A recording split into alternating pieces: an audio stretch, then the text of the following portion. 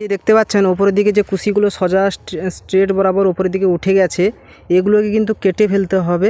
না হলে কিন্তু এই যে ডালগুলো অযথা কিন্তু খাওয়ার খেতে থাকবে এবং খাওয়ার খেতে খেতে এ একসময় গ্রোথ পাওয়ারের দিকে চলে যাবে ধ্যান এবং ফুল ফলের দিকে মনোনিবেশ করবে না।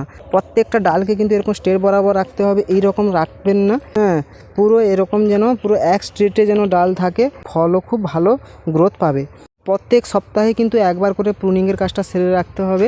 গ্রোথ বন্ধ করা যাবে তখনই ও ফুল ফলের দিকে মনোনিবেশ নিবে। আর জল দেওয়ার নিয়ম বলে দিই বন্ধুরা, ঠিক বিকেল 4:30টার পর যখন দেখবেন সূর্য প্রায় অস্ত যাবে, মানে পুরো পশ্চিম দিকে চলে যাবে, সেই সময় আপনারা স্প্রে আকারে জল দিয়ে ভিজিয়ে দেবেন। কারণ সারাদিন জানেন তো গাছ কীভাবে রোদে ঝলসে যায়। তখন আপনি সন্ধ্যার সময় স্নান করে দেবেন, তখন কিন্তু গাছ স্ট্রেস মুক্ত হবে। আর জল ঠিক কতদিন অন্তর অন্তর দিতে হবে এবং মাটি কিভাবে পরীক্ষা করে জল দিতে হবে তা নিয়ে আমার চ্যানেলে বড় ভিডিও দেওয়া রয়েছে। আপনারা চ্যানেল ভিজিট করে অতি অবশ্যই দেখে নিতে পারেন।